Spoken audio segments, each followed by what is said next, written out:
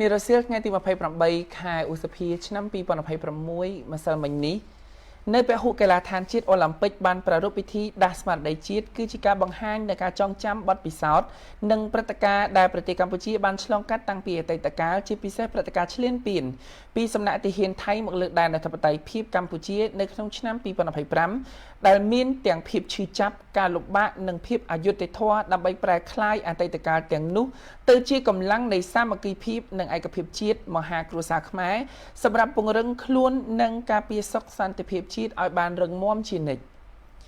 ឆ្លៀតក្នុងឱកាសនៃការប្រារព្ធពិធីដាស់ស្មារតីជាតិនេះក្រសួងការពារជាតិក៏បាន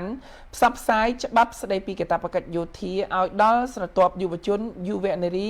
សិស្សនិស្សិតនិងមហាជនបានចូលរួមដែលពិធីផ្សព្វផ្សាយច្បាប់កាតព្វកិច្ចយោធាថ្មីនេះប្រព្រឹត្តទៅក្រោមអធិបតីភាពឯកឧត្តមនាយឧត្តមសេនីយ៍មាស សវណ្ណអគ្គនាយកអគ្គនាយកដ្ឋានយុទ្ធសេវាក្រសួងការពារជាតិ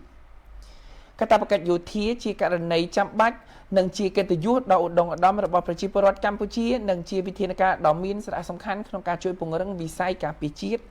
និងការកសាងធនធានមនុស្សប្រកបដោយគុណភាពផ្ដល់ឱកាសដល់យុវជនជំនាន់ថ្មីដែលមានអាយុចាប់ពី18ដល់25ឆ្នាំបានចូលរួមប្រកបដោយឆន្ទៈក្នុងស្មារតីបម្រើជាតិមាតុភូមិនិងចូលរួមចំណែកក្នុងបុព្វហេតុការពារឯករាជ្យអធិបតេយ្យបូរណភាពទឹកដីនិងសន្តិភាពនៃជាតិតាមរយៈការបំពេញកាតព្វកិច្ចយោធាយុវជននឹងទទួលបានការហាត់ពត់លំដំផ្នែកវិន័យសិលធម៌ការគោរពបទបញ្ជាការរស់នៅជាក្រុមនិងការទទួលខុសត្រូវក្នុងសង្គមថ្លែងទៅកាន់អ្នកសារព័ត៌មានឯកឧត្តមនាយ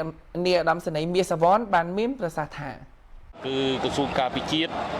មានសេចក្តីសមនោះរីករាយបំផុតដែលបានឱកាសក្នុងទិវាបំផុសស្មារតីទិវាស្មារតីដាស់ស្មារតីទិវាដាស់ស្មារតីនេះដែលផ្ដល់ឱកាសឲ្យក្រមការងារផ្សព្វផ្សាយច្បាប់កាត់តបកិច្ចយោធាដល់បងប្អូនក្មួយដែលជាយុវជនដែលបានចូលរួមនៅក្នុងឱកាសទិវាដាស់ស្មារតីនេះតាំងពីម៉ោង2រហូតដល់ពេលនេះឃើញថាក្មួយបងប្អូនជាច្រើនកកបានមកស្វែងយល់អំពីច្បាប់កាត់តបកិច្ចយោធានេះហើយសំណួរជាច្រើនបានមកសួរមកលើក្រមការងាររបស់យើងខ្ញុំនេះជាពិសេសក្មួយបងប្អូនដែលជាសិស្សានុសិស្សដែលគាត់ថាប្រឡងជាប់បាក់ឌុបហើយនឹងតើគាត់ត្រូវចូលកាត់តបកិច្ចយោធាតែម្ដងឬក៏ចាំប្រឡងបរិញ្ញាបត្រចប់សិនហើយសំណួររបស់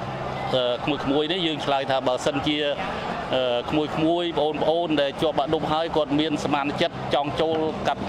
តបកិច្ចយោធាតែម្ដងគឺយើងក៏ស្ម័គ្រចិត្តក៏យើងនឹងស្វាគមន៍ទទួលឲ្យក្មួយបងប្អូនចូលរួមកាត់តបកិច្ចយោធារយៈពេល24ខែសិនចាំបងប្អូនមករៀនប្រឡងយកបរិញ្ញាបត្រហើយបើសិនជាបងប្អូនថាក្មួយថាត្រូវប្រឡងយកបរិញ្ញាបត្រសិនច្បាប់កាត់តបកិច្ចយោធាគឺអនុញ្ញាតឲ្យបញ្ជាពេលរយៈពេល1ឆ្នាំម្ដងរហូតដល់4ឆ្នាំដើម្បីឲ្យក្មួយបងប្អូនប្រឡងជាប់បរិញ្ញាបត្រសិនបាទកុំឲ្យដាច់ការសិក្សារបស់ក្មួយបងប្អូនបាទសូមជម្រាបថាពីអាយុ17ទៅ25ឆ្នាំគឺជាការជំរឿនបាទមិនមែនយកក្មួយបងប្អូនអាយុ17ឆ្នាំចូលកាត់តបកិច្ចយោធាទេគឺយើងជំរឿនពីព្រោះនេះជាលើកដំបូងហើយដែលយើងធ្វើជំរឿនសម្រាប់ច្បាប់កាត់តបកិច្ចប៉ុន្តែការចូលធ្វើកាត់តបកិច្ចយោធាគឺយកពីអាយុ18ឆ្នាំទៅដល់អាយុ25ឆ្នាំច្បាប់កាត់តបកិច្ចគឺត្រូវតែចូលរួមបំពេញកាត់តបកិច្ចទាំងអស់គ្នាគឺយើងមានអនុក្រឹត្យស្ដីពីលក្ខខណ្ឌបែបបទនីតិវិធីនៃការអនុវត្តច្បាប់កាត់តបកិច្ចយោធាគឺថាយើងធ្វើជំរឿនហើយយើងនឹងធ្វើការជ្រើសរើសហើយពេលនឹងធ្វើការជ្រើសរើសគឺមានករណីលើកលែងដែលមិនចូលរួមអនុវត្តច្បាប់កាត់តបកិច្ចយោធាបានគឺមាន5ករណីដូចជាព្រះសង្ឃបព្វជិតសាសនាដែលមានការបញ្ជាក់ពីក្រសួងធម្មការនិងសាសនាអ្នកវិទ្យាសាស្ត្រឯកទេសជំនាញដែលមានការបញ្ជាក់ពីសម័យក្រសួងហើយអ្នកជំនាញឯកទេសដែលបម្រើសេវាកម្មឲ្យកងយោធពលខេមរៈភូមិន្ទ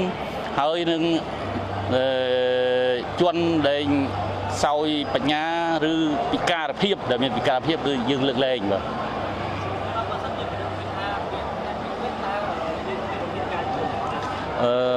នេះគឺបើសិនជាមានការកិច្ចវេះនេះជើចូលទៅក្នុងនៃបទបញ្ញត្តិដែលមានទោសហ្នឹងបាទមានទោសទណ្ឌបាទ តែអាដាមមានជាសារអំពាវនាវយ៉ាងដូចម្ដេចក្នុងការវិធីដាស់ស្មារតីនេះឲ្យយុវជនយើងមានឆន្ទៈក្នុងការចូលរួមកាតព្វកិច្ចយោធារបស់គ្នា បាទអរគុណណាស់ក្នុងឱកាសនេះហើយខ្ញុំសូមអំពាវនាវដល់ក្មួយបងប្អូនដែលយុវជនចំនួនថ្មីដែលជាទំពាំងស្នងឫស្សីណាទំពាំងស្នងឫស្សីហើយជាអ្នកបន្តវេនដល់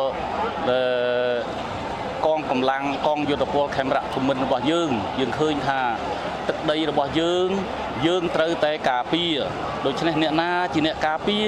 គឺយើងទាំងអស់គ្នាហើយជាអ្នកការពារជាពិសេសយុវជនចំនួនថ្មីទាំងអស់ហ្នឹងហើយដែលជាអ្នកការពារសម្រាប់